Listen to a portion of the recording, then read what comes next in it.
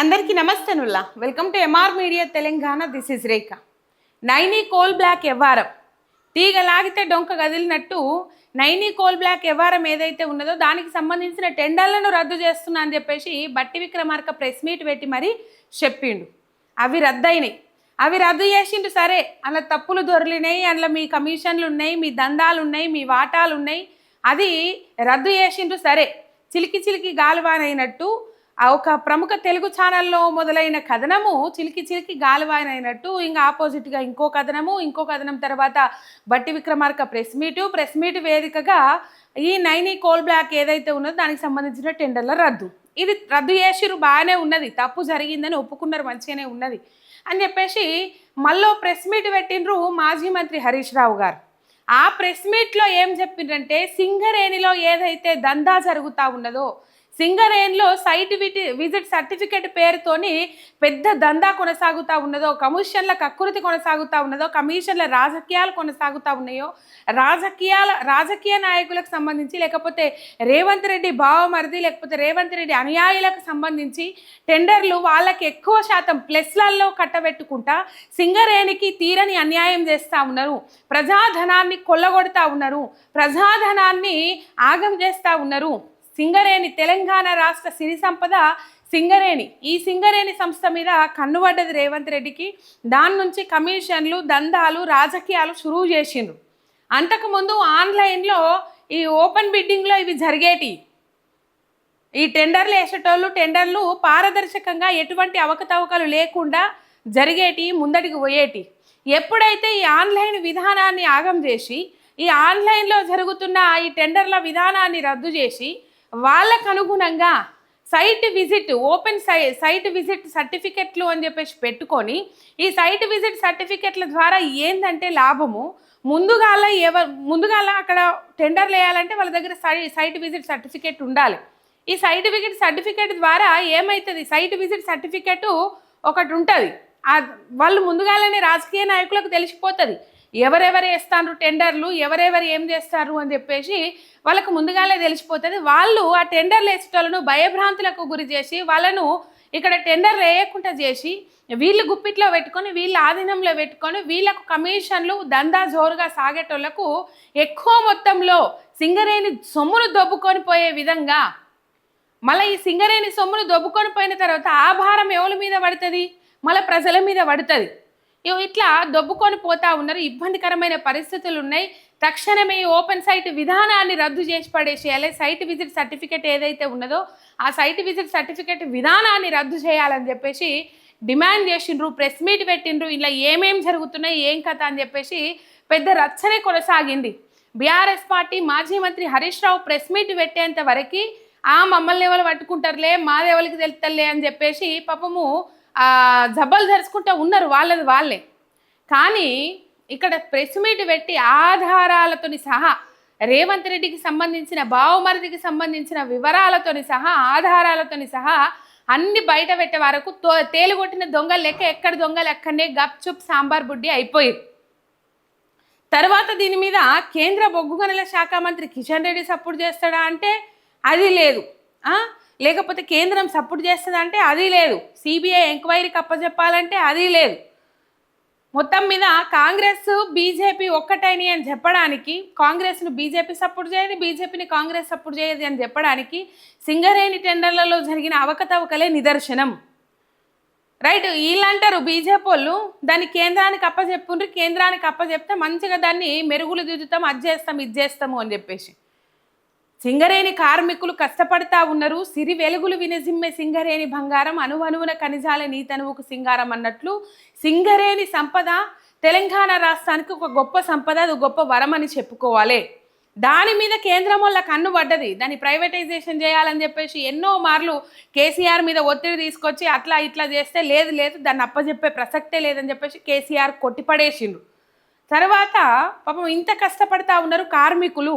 వచ్చిన లాభాలు ఏవైతే ఉంటాయో, లాభాలు ఈ కార్మికులలో కొంచెము ఏమంటారు ఉత్తేజాన్ని నింపడం కోసం కావచ్చు, వాళ్ళు కష్టం అనుకోకుండా పని చేయడం కోసం కావచ్చు, లేకపోతే ఇంకేదైనా కావచ్చు, కానీ మొత్తం మీద వాళ్ళ కష్టాన్ని చూసి వచ్చిన లాభాలలో 50% లాభాలు దసరాకు బోనస్ కింద వాళ్ళకి ఇచ్చేస్తారు. ఇప్పుడు 10 రూపాయలు లాభం వచ్చిందనుకో 5 రూపాయలు బోనస్ వాళ్ళకు వంచేస్తారు. అది ఎంతనన్నా రాని ఒక కార్మికునికి. మొత్తం మీద సింగరేణి లాభాలలో 50% లాభాలను సింగరేణి కార్మికులకు అప్పచెప్తారు. ఆ విధానాన్ని తీసుకొచ్చిండ్రు కేసీఆర్. ఇప్పుడు ఆ విధానంలో కూడా అవకతవకలు, ఆ విధానాన్ని కూడా ఆగం చేసే ప్రయత్నం చేసిర్రు. లాభాలు 1000 రూపాయల లాభం వస్తే 500 చూపెట్టి 500లలో 50% చేస్తే 250 రూపాయలు వంచిర్రు. మిగతా 750 రూపాయలు ప్రభుత్వం వాళ్ళే దొబ్బిర్రు. అంటే కాంగ్రెస్ నాయకులే దొబ్బిరు. పోయిన తాప అవే చేసిర్రు పాపం. సింగరేణి కార్మికులకు వచ్చిన లాభాలు దాచిపెట్టి కేసీఆర్ హయాంలో 1 రూపాయి దాచిపెట్టకుండా వచ్చిన లాభాలలో 50% గీ లాభాలకి వచ్చినాయి, గింత వంచుతున్నామని చెప్పేసి 50% లాభాలను 1000 రూపాయల లాభం వస్తే 500 రూపాయల లాభాలు వంచేసిండు. అంటే 1000 రూపాయలలో 50% 500 రూపాయలు అయితే 500 రూపాయలు అంటే నేను ఎగ్జాంపుల్ చెప్తున్నా, 500 రూపాయలే కాదు కోట్లల్లో ఉంటుంది ఆ లాభము. మొత్తం మీద దాంట్లో 25% కూడా అక్కడ కార్మికులకు అందిందా అందలేదో కూడా తెలియదు ఇంతవరకు. అందుకే కదా ఆ ఏరియాలో మన కాంగ్రెస్కు మున్సిపల్ ఎన్నికలలో దెబ్బ తాకింది. రైట్, మొత్తం మీద ఇక్కడ చూసుకోవచ్చు ఈ సిండికేట్ ఏదైతే ఉన్నదో రేవంత్ రెడ్డికి సంబంధించిన బామ్మర్దికి సంబంధించిన టెండర్ ఏదైతే ఉన్నదో ఆ టెండర్ను బద్దలు కొట్టిండ్రు, ఆ సిండికేట్ను బద్దలు కొట్టిండ్రు మాజీ మంత్రి హరీష్ రావు గారు అండ్ బీఆర్ఎస్ నాయకులు. ఒకసారి చూద్దాం మనం ఏం చేసిండ్రు, ఏం కథ. దెబ్బకు దిగొచ్చిండ్రు, ఎటువంటి అవకతవకలు లేకుండా టెండర్లు వెళ్తే మళ్ళీ -12% అంటే తక్కువకు ఆ టెండర్లు అప్పచెప్పిండ్రు.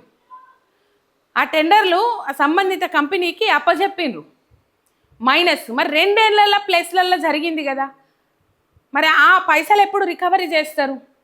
ప్లస్లలో జరిగింది కదా. ఎక్కువకు వాళ్ళకు లాభాలు, వాళ్ళ కమిషన్లు, వాళ్ళ దందాలు, వాళ్ళ బొజ్జలు నింపుకోవడం కోసం ఈ 2 ఏళ్ల నుంచి ప్లస్లలోనే పిలుస్తారు కదా. ఎప్పుడో ఒకసారి కూడా అవ్వలే. మరి బీఆర్ఎస్ ప్రభుత్వం ఉన్నప్పుడు ఎప్పుడో ఒకసారి కూడా ప్లస్లలో పోలే. ఆ తప్పు లెక్కలు చూపెట్టి కూడా కొంతమంది అక్కడ తయారు చేసిన బాణాలు ఎవరైతే ఉన్నారో ఆ తప్పు లెక్కలు పట్టుకొని బీఆర్ఎస్ మీద బురద చల్లే ప్రయత్నం చేసిండ్రు. కానీ మరి కాంగ్రెస్లో ఇన్ని అవకతవకలు జరుగుతూ ఉన్నాయి. కాంగ్రెస్ ఇట్లా టెండర్లను ఓపెన్ టెండర్లు విలువకపోవడం వల్ల ఈ సైట్ విజిట్ సర్టిఫికేట్ వల్ల మొత్తం మీద ఆగమైతా ఉన్నది. ప్లస్లలో ఎక్కువగా వాళ్లకు లాభాలు వచ్చేటట్టు, సింగరేణికి గండి పడేటట్టు వాళ్ళకు లాభాలు వచ్చేటట్టు ఆగం చేస్తూ ఉన్నారని ఏనాడు మాట్లాడలే. ఎందుకంటే టార్గెట్ వాళ్ళకు బీఆర్ఎస్ పార్టీలో ఉండి బీఆర్ఎస్ పార్టీ నుంచి బయటకు వచ్చినప్పుడు కూడా టార్గెట్ బీఆర్ఎస్ పార్టీ నాయకులు. ఎంతో కొంత బీఆర్ఎస్ను బదనాం చేసి కాంగ్రెస్కు ప్లస్ చేయాలి కాబట్టి. రైట్, ఒకసారి మనం చూసుకున్నట్లయితే ఇక్కడ పోయిన తాపలు ఎట్లా నడిచినాయి, ఇప్పుడు ఎట్లా నడిచినాయి అనేది మనకి ఈ ఫోటోలో అర్థమవుతుంది. ఒకసారి చూడుర్రి. రైట్, ఇగో బీఆర్ఎస్ ప్రశ్నించిన తర్వాత మీకు ఇక్కడ కనబడుతుంది కదా, బీఆర్ఎస్ ప్రశ్నించిన తర్వాత ఇవన్నీ అంతకుముందు మొత్తం ప్లస్లలో పోతాయి. ప్లస్లలో ఇగో 10%, 9%, 9%, 9%, 9%, 9%, 9%, 9%. బీఆర్ఎస్ ప్రశ్నించిన తర్వాత నిలదీసిన తర్వాత ఎట్టకేలకు వెనక్కి తగ్గిన సర్కార్ ఇగో సుషి హైటెక్ ప్రాజెక్ట్స్ ప్రైవేట్ లిమిటెడ్కు -12% అప్పచెప్పిండ్రు. మరి ఈ 2 ఏళ్ల పొద్దులు అంటే ప్రశ్నించేదాకా అది కాదన్నట్టు, నిలదీసేదాకా అది కాదన్నట్టు వీళ్ళ భాగవతం బట్టబయలైంది. ఇలా భాగవతం బట్టబయలైన తర్వాత మొత్తం మీద ఇప్పుడు అట్లా వేసిర్రు అన్నట్టు. రైట్, ఇంకా కొన్ని రోజులు దీని మీద మాజీ మంత్రి హరీష్ రావు గారు నిన్న స్పందించిండ్రు. ఎట్టకేలకు దిగొచ్చింది రేవంత్ సర్కార్. రేవంత్ రెడ్డి బామ్మర్ది సిండికేట్ ఏదైతే ఉన్నదో దాన్ని బద్దలు కొట్టిండ్రు. హరీష్ రావు గందుకే దిగొచ్చిండ్రు అని చెప్పేసి కొన్ని అంశాలు హరీష్ రావు గారు మాట్లాడిండ్రు.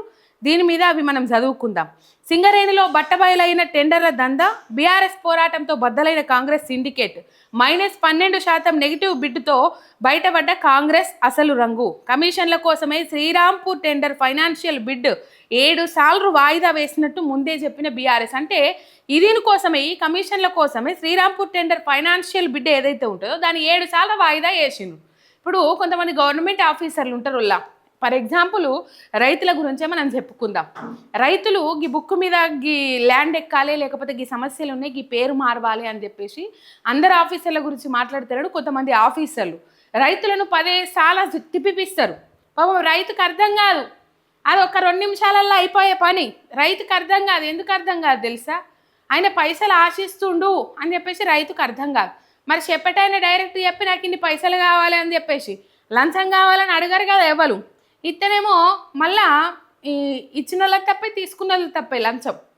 రైతుకు అర్థం కాదు పాపం. తిరిగి తిరిగి కాల చెప్పులు అరిగిపోతాయి, మోకాల చిప్పలు అరిగిపోతాయి, ఆ బస్ కిరాయిలకు పైసలన్నీ అయిపోతాయి, ఏ ప్రయాసలు చిల్లు పడుతుంది జేబులకు.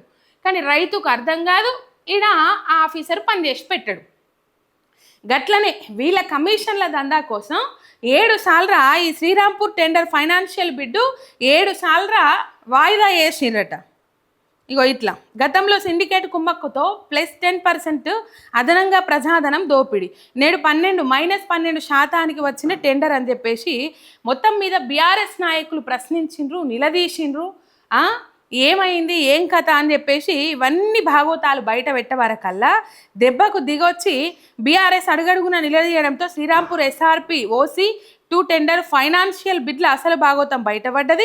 టెక్నికల్ బిడ్ అయిన తర్వాత కూడా ఫైనాన్షియల్ బిడ్ను దేశంలో ఎక్కడా లేని విధంగా 7 సార్లు ఎందుకు వాయిదా వేసిందని నిలదీసి సింగరేణి కార్మిక లోకాన్ని బీఆర్ఎస్ పార్టీ చైతన్యపరిచింది. ఆ నిరంతర ఒత్తిడికి తలొగ్గి ఎట్టకేలకు సిండికేట్ ప్రమేయం లేకుండా పారదర్శకంగా బిడ్లు తెరిచేసరికి ఈ టెండర్ ఏకంగా -12% క్లోజ్ అయింది. అంటే 2 ఏళ్ల పాటు వీళ్ళు బుజ్జలు నింపుకునే ప్రయత్నమే చేసిండ్రు.